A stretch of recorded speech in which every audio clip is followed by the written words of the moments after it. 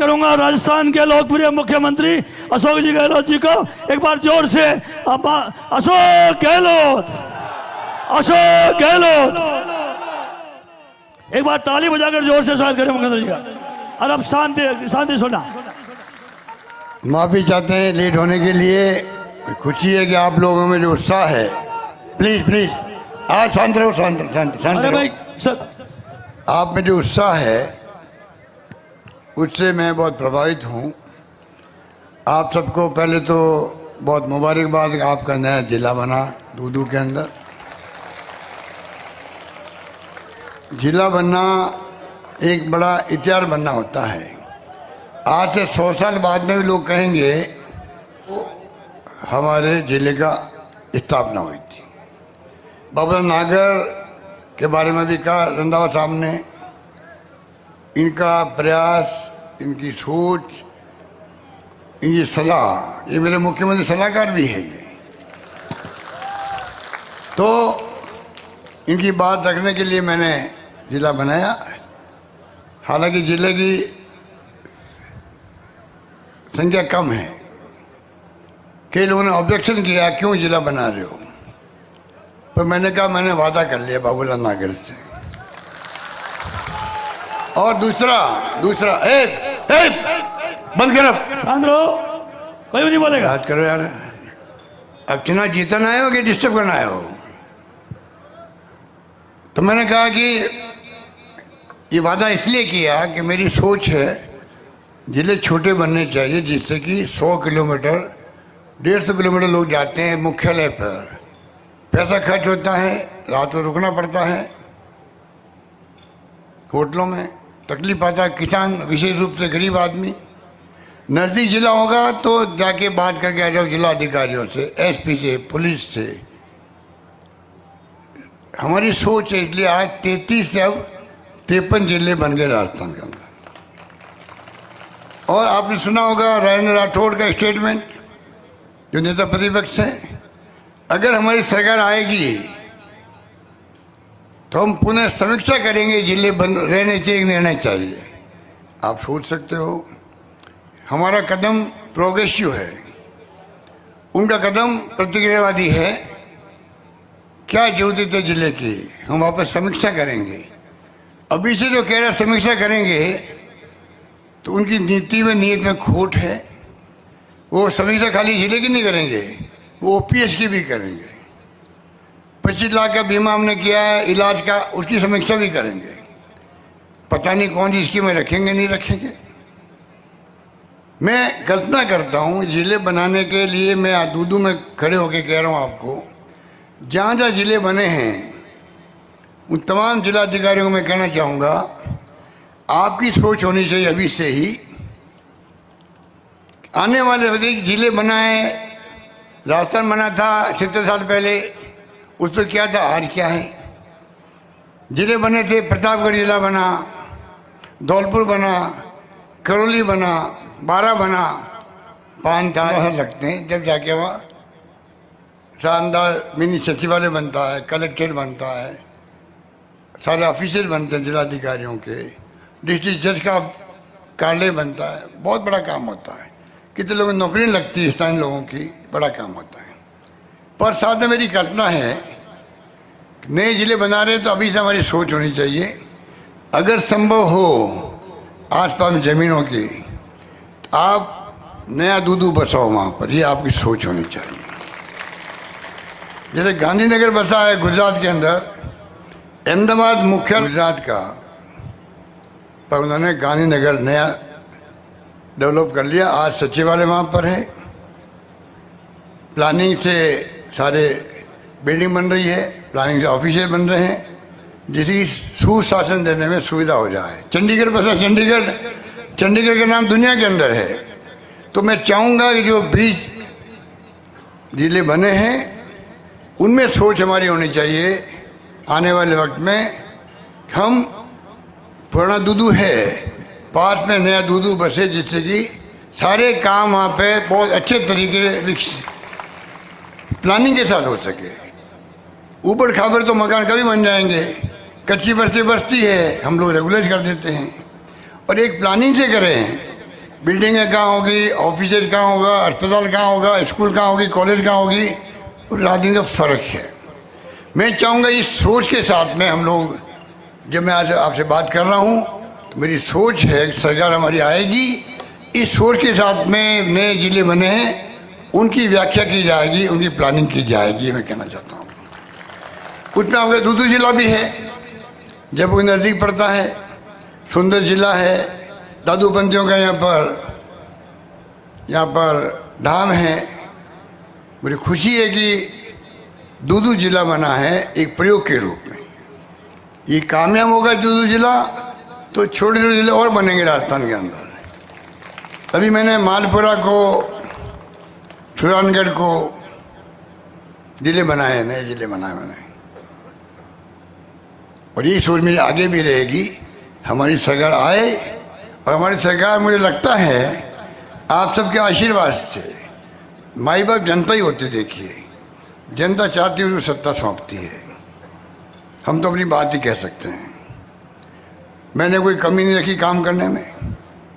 इतनी अच्छी स्कीम आई है, हमारी स्कीमों की पूरे देश के हर राज्य में चर्चा हो रही है। लोगों को विश्वास नहीं होता कि राजस्थान में इलाज फ्री होता है, 25 लाख तक का बीमा फ्री है, ऑपरेशन फ्री, टेस्ट फ्री, दवाएं फ्री। सोच नहीं सकता, लोग कहते हैं ये संभव है क्या? ये हमने असंभव को संभव कर दिखाया है, ये मैं कह सकता हूँ। जिनके घर में तकलीफ है उनको मालूम है कि आज मेरा 1 लाख रुपये बच गया, 50,000 बच गए। मेरा खुद का, मेरे भी कोविड हो गया था, मैंने कोविड में बहुत काम किया। लोगों की जान बचनी चाहिए। मैं मुख्यमंत्री हूँ, मेरी ड्यूटी है, चाहे मुझे कोविड 3 बार हो गया, मैंने परवाह नहीं करी, पर मैंने पूरा इंटरेस्ट लिया, भागदौड़ करी। कोविड में 3 बार हुआ, पर लाखों लोगों की जान पर गई। ऑक्सीजन ने किसी को मरने नहीं दिया, अच्छा इलाज किया। तो आप सोच सकते हो कि इस प्रकार की सोच के साथ में हमने उस वक्त में भी काम किया था। इसलिए मैं कहना चाहूँगा कि आज जो जिले बने हैं उसका आपको मैंने बताया, शानदार स्कीम में 25 लाख का बीमा, हिंदुस्तान में क्या दुनिया में कहीं नहीं है, सारा इलाज फ्री हो रहा है। मेरे स्टंट लग गया, मेरे भी हार्ट का, मेरे हार्ट की प्रॉब्लम नहीं थी। कोविड के बाद में कई लोगों को प्रॉब्लम हो रही है, कुछ थकावट आ रही है, किडनी खराब हो रही है, लीवर खराब हो रहा है, हार्ट में स्टंट लग रहा है, और कई बच्चे नौजवान मर रहे हैं बेचारे, हार्ट अटैक आ जाते, 40 साल के नौजवान, खेलते खेलते, डांस करते करते। आप पढ़ते होंगे अखबारों के अंदर, जम्मू के अंदर, गुजरात में गांधीनगर के अंदर कई जगह नौजवान मर रहे हैं।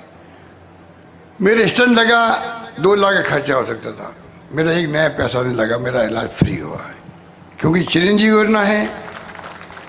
और मेरे पास में CGSA का कार्ड है दिल्ली का, मैं मेंबर पार्लियामेंट था, केंद्रीय मंत्री था, कार्ड अलग होता वहाँ पर। मैंने वही कार्ड बनवाया है राजस्थान के कर्मचारियों के लिए।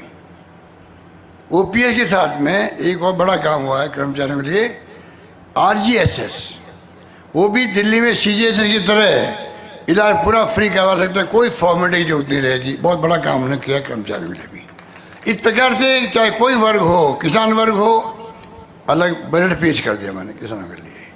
2000 यूनिट बिजली फ्री कर दी है, 100 यूनिट बिजली फ्री कर दी उपभोक्ताओं को। अन्नपूर्णा किट दे रहे हैं अलग, खाद्य तेल भी है, दालें भी है, शक्कर भी है, सब कुछ है। कामधेनु योजना, गायों का बीमा कर रहे हैं हम लोग, गाय भैंस का बीमा कर रहे हैं। गाय मर गई लंपी रोग में, 40,000 रुपये दे दिए हमने। इसलिए लंबी बात नहीं कहता हुआ, क्योंकि हमें आगे जाना है, देरी हो गई आज आने में यहाँ पर। तो इसलिए मैं कहना चाहूँगा कि कृपा करके यहाँ गंगा देवी बैठी हुई है, इसको जितो आप कामयाब करो। आपके अपने लोग प्रिय विधायक बाबूलाल नागर ने तो रंधावा साहब ने सर्टिफिकेट दे दिया है। किस प्रकार का प्रतिबद्ध आपका एक कार्यकर्ता के रूप में काम करते हैं, ऐसी मिसाल बहुत कम मिलती है जो बाबूलाल नागर काम कर रहे हैं। छत्तीसी कौम का दिल जीतना कोई सीखे पॉलिटिशियन, छत्तीसी कौम को दिल जीतना कोई सीखे पॉलिटिशियन बाबूलाल नागर से सीखे। जाट हो, माली हो, गुजर हो, राजपूत हो, सुतार हो, कुमार हो, कोई कौम हो, कमाल है। कुछ तो ये आपके लिए सुख दुख में काम आता होगा। मैंने सिर्फ 5,000 लोगों को इसने भेज दिया अभी तीर्थ यात्रा करने के लिए अलग से ही। ये सरकार को पीछे रख रहा है। मैं भेज पाया 40,000 लोगों को राजस्थान भर से तीर्थ यात्रा में। 1 लाख का मैंने टारगेट बनाया है तीर्थ यात्रा करवाएंगे, पर इसने अलग से ही 5,000 लोगों को भेज दिया। इसलिए मैं अब कहना चाहूँगा अंत में, आप बहुत समझदार हो, हमें आगे जाना भी है। जो काम किए वो आपके सामने है। काम किए नहीं, घोषणा नहीं करी खाली। बजट में घोषणा करना एक बात होती है और बजट के अंदर घोषणा को धरातल में लाना दूसरी बात होती है। मेरी सरकार ने, जो राहुल गांधी ने कहा था 4 मुद्दे, भारत जोड़ो यात्रा में महंगाई का मुद्दा, बेरोजगारी का मुद्दा, प्यार मोहब्बत भाईचारा रहे सब में, और चौथा मुद्दा है सबसे इम्पोर्टेंट, गरीब और अमीर के बीच में खाई बड़ी नहीं बढ़नी चाहिए। आप सोच सकते हो, चारों मुद्दे इम्पोर्टेंट है। मैंने मेरे बजट के अंदर उन्हीं को रखा और क्या मैंने शानदार बजट पेश किया। महंगाई राहत शिविर लगाया हम लोगों ने, 3 लाख लोगों को नौकरियां मैंने सैंक्शन कर दी है, लग रही है, लगभग 2 लाख तो लग गई होगी, बाकी आगे काम चल रहा है। प्राइवेट सेक्टर में नौकरी लग रही है। पानी में, बिजली में, शिक्षा में, स्वास्थ्य में कोई कमी नहीं रखी। 1 करोड़ लोगों में पेंशन दे रहा हूँ, बुजुर्गों को, विधवाओं को। यहाँ बैठे हुए कई लोग पहले पेंशन 500 रुपये दिए, 750 थी, अब मैंने 1,000 रुपये कर दी पेंशन, कम से कम 1,000 रुपये कर दी। और साथ में कानून बना दिया है 15% पेंशन अपना बढ़ती जाएगी हर साल। इसका मतलब 2,000 होगी, 2,500 होगी, 3,000 होगी पेंशन। ये हमने किया। हिंदुस्तान में कहाँ पर है ये सोशल सिक्योरिटी है। आपके पास ऐसा नहीं है कोई, हमारा फर्ज है। आपका पैसा आपको मिल रहा, वापस मिल रहा है। ये जो विपक्षी लोग अफवाह फैलाते हैं, झूठे आरोप लगाते हैं, उनमें कोई दम नहीं है, उनमें कोई दम नहीं है। इसलिए मैं कहना चाहूँगा, अब मैंने 7 गारंटी दी आपको, 7 गारंटी दी मैंने आपको। 7 गारंटी के मायने हैं, आपने देखा होगा। गारंटी नंबर 1, गृह लक्ष्मी की गारंटी, 10,000 रुपये हमारी बहनों को, माताओं को मिलेगा, मुखियाओं को साल का सम्मान राशि मिलेगी। गोधन गारंटी, गायों का जो गोबर है, भैंस का गोबर है, इनको सरकार खरीदेगी। ये गारंटी दे रही है आपको, सरकार गारंटी दे रही है। आपको आमदनी होगी। गलियों में फिरती गायें भैंसें बंद हो जाएगी, क्योंकि गोबर घर में आएगा, उनकी कीमत मिल जाएगी, पैसा मिल जाएगा। हमारे पशु कम हो जाएंगे। और गाय का मूत्र हो या गोबर हो, उससे खाद अलग बनती है, बायोगैस अलग बनती है। वो तमाम प्लांट लगाएंगे हम लोग, बायोगैस प्लांट, और फर्टिलाइज़र बनाने का सब काम करेंगे। ये काम छत्तीसगढ़ गवर्नमेंट ने अच्छा काम किया है, हमने उनसे लिया है। क्या हमारे काम वो ले रहे हैं, हिंदुस्तान भर के राज्य सरकार ले रही काम, हमारे काम को नकल कर रही है। हमने उनकी नकल करी है। गोधन काम करने के लिए हमने काम लिया। तीसरी गारंटी दी हमने, जो सरकारी कॉलेज में जाएगा बच्चा 12वीं पार करके, उन सबको हम लोग 25-30 हज़ार का होता है वो टैबलेट या लैपटॉप देंगे, टैबलेट लैपटॉप देंगे, सब बच्चों को देंगे हम लोग। ये गारंटी मैं दे रहा हूँ। चौथी गारंटी है कि आप देखते कई बार प्राकृतिक आपदा आती है, बाढ़ आ जाती है, ओलावृष्टि होती है, बिजली गिर जाती है। ऐसे वक्त में सरकार के नियम जो है, बहुत कम पैसा मिलता है परिवार को। मैंने गारंटी दी है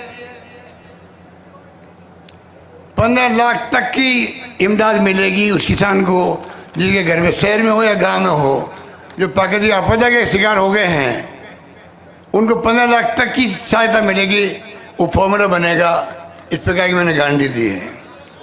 5वीं गारंटी दी है अंग्रेजी पढ़ाने की। मैं खुद खिलाफ था अंग्रेजी के, बचपन के अंदर मैं पढ़ता था, अंग्रेजी क्या काम आएगी हमारे, मैं खिलाफ था।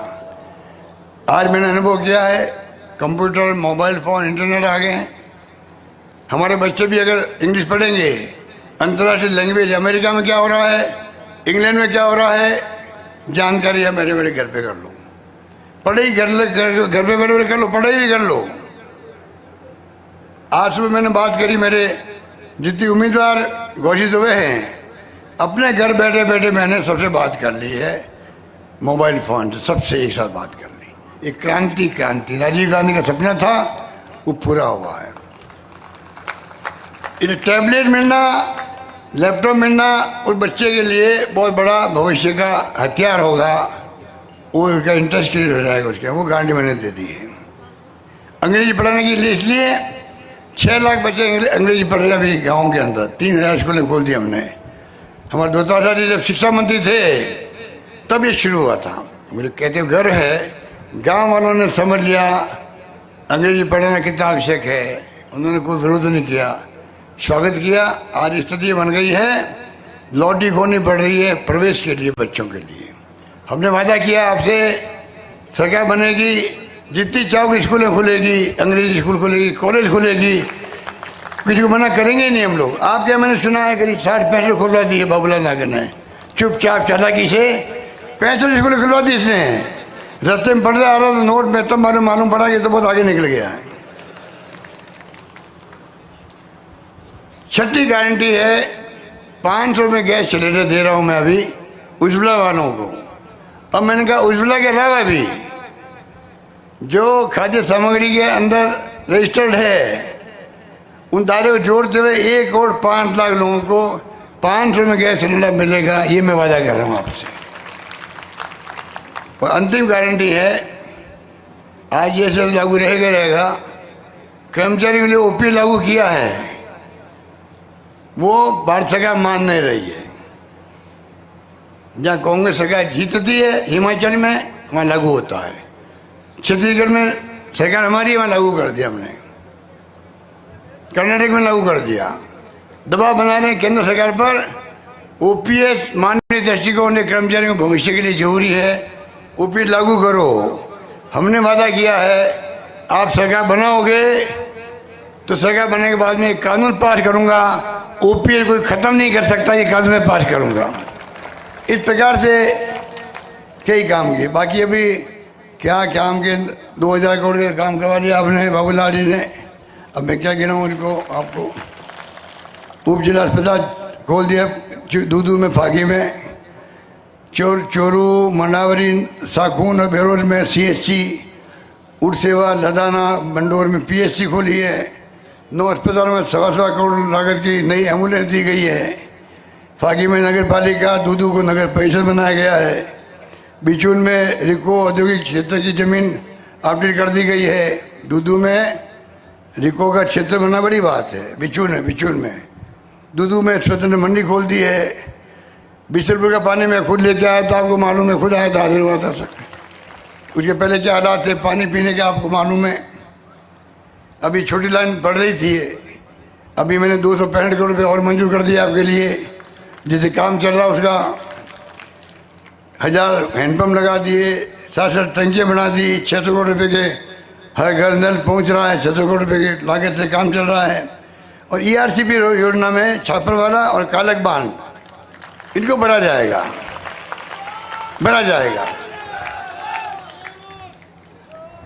और 5000 लोगों की तीर्थ यात्रा का श्रेय बैठा है ये लेने वाला बाबूलाल नागर।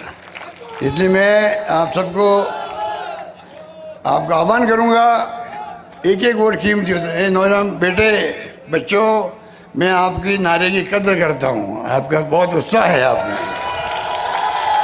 अब आप एक काम करना, हमारे भाइयों को, बहनों को, माताओं को पोलिंग के दिन एक घर जाके वो हाथ जोड़ के रिस्पेक्ट सबको जाके वोट दिलवाना, ये आप सबका काम होगा।